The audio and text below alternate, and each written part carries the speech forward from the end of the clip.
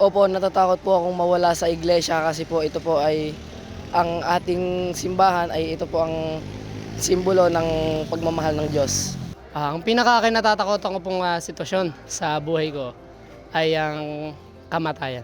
Kapag marami pa po akong bagay na kailangan ayusin, kailangan tulungan tulad ng pamilya ko, tulad ng mga mahal ko sa buhay.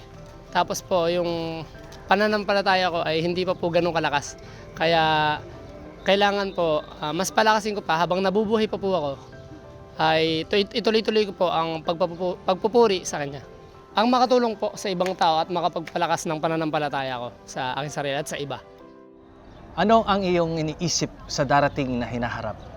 Marahil may pagkatakot kang nadadama o kaya'y alinlangan kung ano mangyayari sa iyo, sa iyong pamilya, o kaya sa lahat ng iyong tinatangkilik.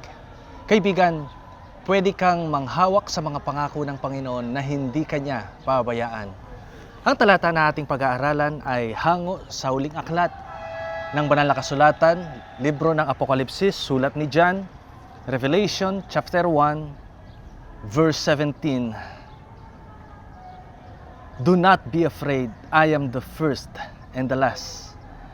Ito ay bahagi sa karanasan ni John pagkatapos niyang makita ang ilang vision patungkol kay Jesus ay binanggit niya ang talatang ito na nagpapaalala na sa kabila ng kanyang pagka-exile doon sa Patmos at sa kanyang mahirap na sitwasyon, sa mahabang panahon siya'y naglingkod sa iglesia at sa oras na iyon siya ay nakakulong doon, although meron siyang kalayaang gawin ang kanyang gusto, gayon din ang magsulat, patuloy na magbigay ng mensahe sa mga simbahang kanyang dating pinaglingkuran, pero may mga ilang bagay siyang hindi niya kayang gawin katulad ng dating kanyang ginagawa.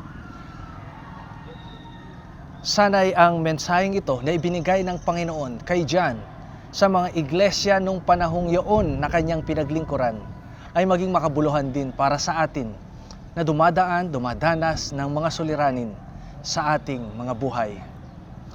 Si Brother Lito at ang kanyang may bahay ay tapat na naglilingkod sa simbahan. Ngunit isang araw ang kanilang kaisa-isang anak ay nagkasakit. Iniisip nila na ito'y lagnat.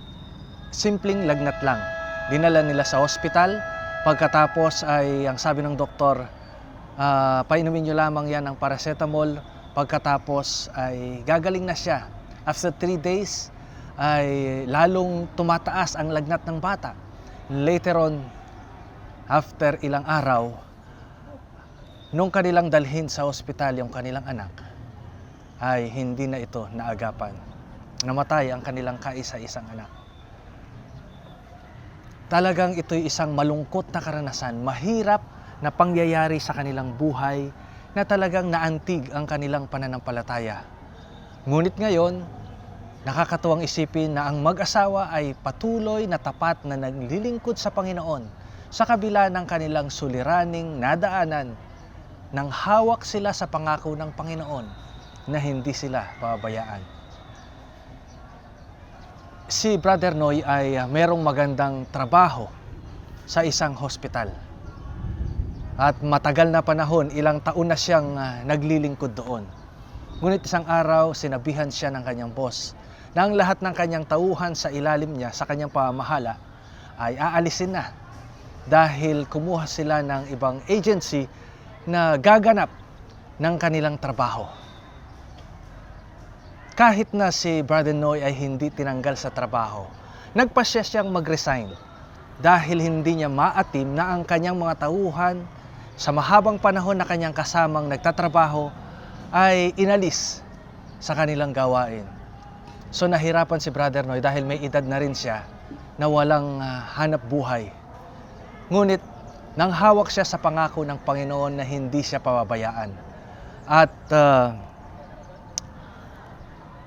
naglaan siya ng panahon na magbigay ng pag-aaral sa Biblia sa mga taong nais niyang akayin sa Panginoon. Kasama ng kanyang pamilya, nagturo siya, nag-Bible study siya, nangaral siya, kahit na nadadama niya ang hirap ng buhay dahil wala na siyang trabaho.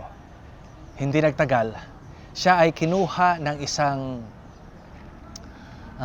bagong tayong department store nang palapit mismo dun sa kanilang tahanan para ibigay muli yung dating niyang trabaho at sa magandang mas malaking sweldo.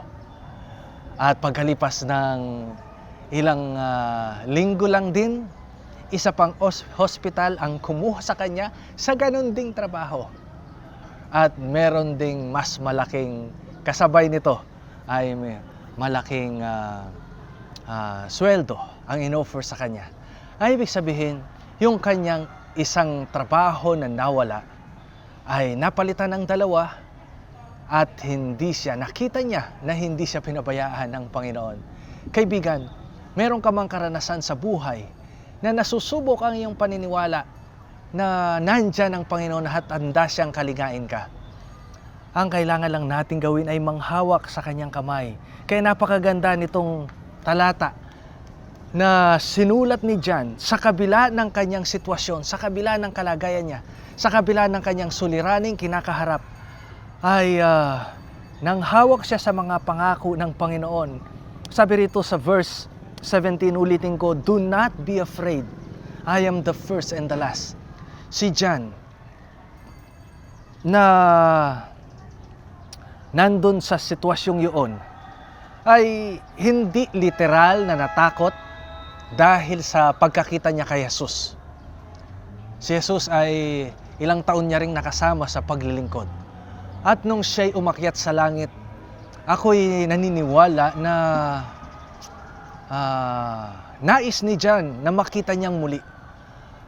At sa sinulat niya dito sa aklat ng Apokalipsis, kahit na ang ibang anyo ng ating Panginoon ay hindi siya literal na natakot dito. Kung ating pag-aaralan ng husto ang chapter na ito ng 1, si John ay nawalan ng malay.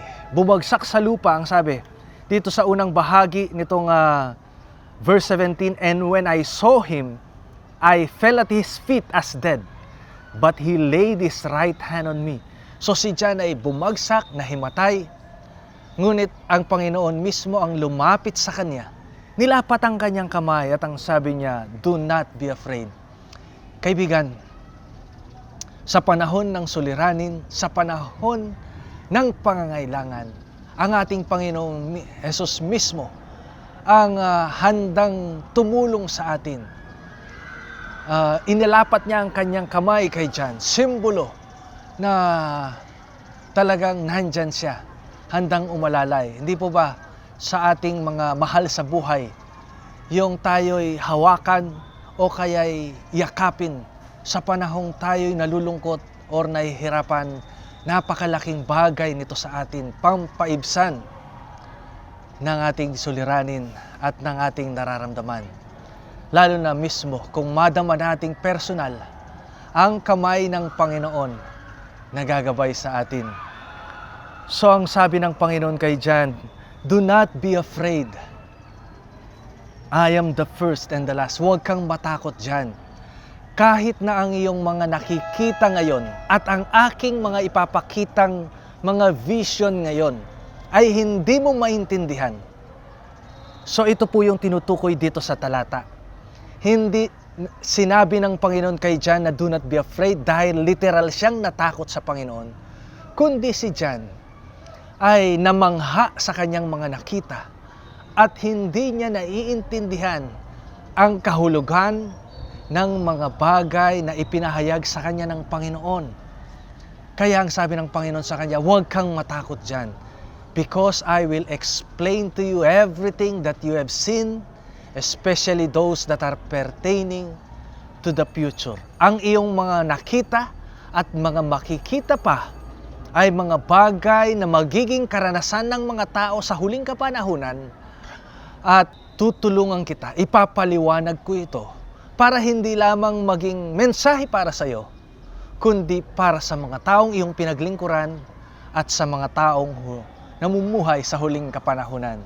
Naniniwala tayo, kaibigan, na we are living in the last days. At ang mensaheng ito yung naging makabuluhan sa mga Kristiyano nung panahon ni John ay ang mensahe ng Panginoon din para sa atin. Tung sinabi ng Panginoong, I am the first and the last, hindi niya lamang pinapakilala ang kanyang sarili bilang nandoon nung una pang panahon hanggang sa huling bahagi ng mundo. Hindi niya lamang sinasabing, I am eternal and everlasting.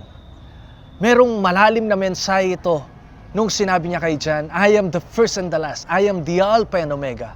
Ang sinasabi niya, John, naiintindihan ko ang iyong karanasan, naiintindihan ko ang iyong paghihirap, naiintindihan ko ang iyong mga suliranin, at alam ko kung anong mangyayari sa iyo sa hinaharap. Kaibigan, ito rin ang mensahe ng Panginoon para sa iyo. He is telling you right now, whatever you are experiencing, whatever trials you are going through, He is the first and the last. He is saying to us that you don't have to worry anything because your future is in God's hands. Wala kang dapat ikatakot dahil ang iyong inaharap ay nasa kamay ng ating Panginoon. God is in control. Ito yung sinasabi niya, do not be afraid, for I am in control of your life. Kaibigan, si Brother Lito, naniniwala ako na pinanghawakan nila ang pangako ng Panginoon na hindi sila pababayaan. Kaya ngayon ay masaya silang naglilingkod sa Panginoon. Si Brother Noy, patuloy siyang tapat na gumagawa sa gawain ng Panginoon. Masayang kasama ng kanyang pamilyang pumupuri sa Diyos at ibinabahagi ang katotohanan na kanilang pinanghahawakan. Kaibigan, merong plano ang Panginoon. Bakit?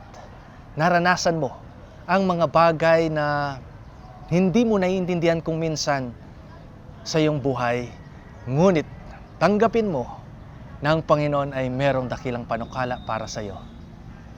Pagpalain ka ng ating Panginoon. Salamat o Diyos sa inyong paalala na whatever we are experiencing in this world, nandiyan kayo handang tumulong sa amin. Tulungan niyo kaming magtapat sa inyo, sumunod sa inyong kalooban. Ito ang aming hiling sa pangalan ni Jesus. Amen.